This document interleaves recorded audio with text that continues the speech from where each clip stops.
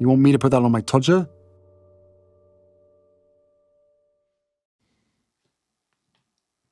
Harry's court defeat.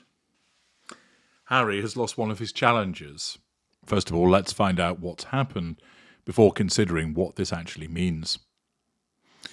Victoria Ward, writing in the Telegraph, tells us Prince Harry loses challenge to pay for police protection. The Duke of Sussex has been denied the right to bring a second legal challenge against the government's decision to deny him automatic security when in the United Kingdom. Prince Harry had sought permission for a judicial review based on his offer to pay for his own protection, which he argued should have prompted the Home Office to quash and retake its decision. The Duke has already won the right to a first judicial review over the decision-making process. He argued that he had been denied a clear and full explanation of the composition of the Royal and VIP Executive Committee, RAVEC, which is responsible for making such decisions and how it operates. The second application largely concerned his offer to pay for his security. The Home Office, opposing Prince Harry's claim, argued that the Metropolitan Police was not for hire and that a wealthy person should not be able to buy special police services. It concluded that it was not in the public interest for someone to receive such protection that was privately funded and that would undermine public confidence in the Metropolitan Police.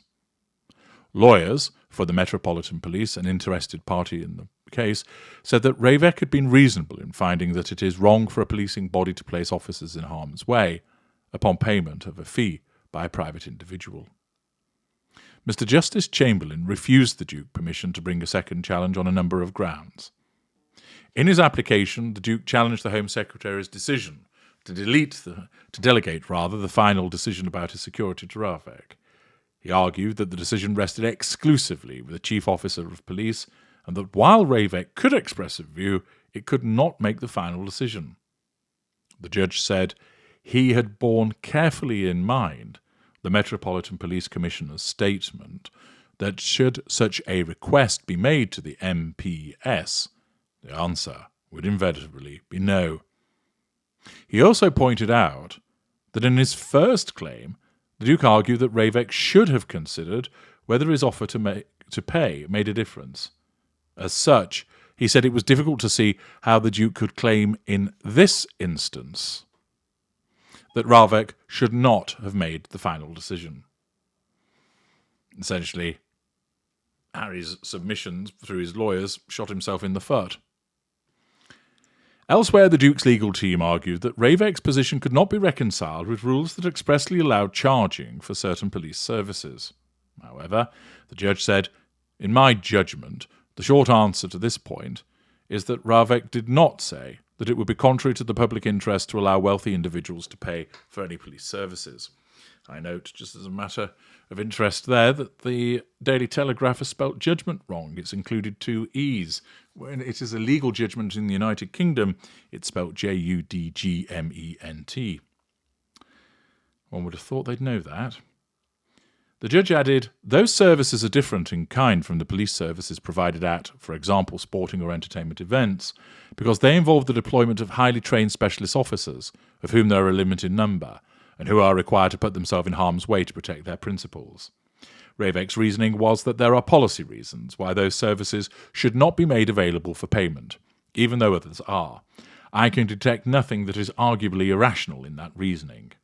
Finally, the judge addressed the Duke's argument that RAVEC's decision was unfair because he should have been given the opportunity to make representations before it was made. He said that, in fact, RAVEC had been asked to consider a request to deviate from its usual policy, which was an issue that could affect anyone who might seek to pay for protective security. It is not obvious why fairness demanded that one particular principal be afforded the opportunity to make formal representations on that issue, the judge said. He added that RAVEC knew the Duke believed he should be allowed to pay for protective security. In my judgment, it is not arguable that the failure to invite representations on the issue of principle was a breach of natural justice, he said. The judge concluded, for these reasons, I refuse permission to apply for judicial review. A full hearing on the Duke's original challenge, for which he was given the go-ahead last summer, is yet to be held. So, what does all of this mean? Well, if you were to ask Harry, he will probably fix you with a puzzled look and scratch his head and say, "I lost, yeah?" Indeed. Thus, of course, he will face a cost bill with his own lawyers. He will face a cost bill with regard to the Home Office's lawyers as well. So his second challenge has failed, but his first one succeeded. Therefore, there will be a judicial review of the decision still to deny him automatic security. It just means that rather than having 2 bites of the cherry, he'll only have 1. What does this all mean, though, in the context of Harry and Harry's wife? Well, Harry will realise that it hasn't succeeded. And of course, remember, his wife is not exactly blessed with huge amounts of intelligence. And therefore, she will regard it as unfair that Harry has lost, because, of course, he's an extension of her. However, because he's in a sustained devaluation at the current time, rather than be necessarily sympathetic, it's more likely that her response will be this. She will tell him, "You idiot. You should have kept it to 1 challenge. I told you shouldn't go with 2. Now you've wasted a load of money and made us look stupid." Irrespective of whether they might have been advised that it was a reasonable argument to put forward, Harry's wife doesn't look at it in such terms. She doesn't look at the actual intricacies of the argument. She just looks at it through that lens of control. And effectively, since it's a defeat that threatens her sense of control, the easiest way to deal with that is to blame Harry and suggest that he ought not to have brought the claim in the first place. That way, it's his fault and nothing to do with her. Of course, if he had won, she would have taken it as her own victory, praising him for being a big, brave soldier, sticking it to the horrible Home Office, and of course, not necessarily crowing about it in a public announcement, but undoubtedly on a personal level, telling people, yes, we're moving full steam ahead with regard to our claim against the Home Office. We will get our security back.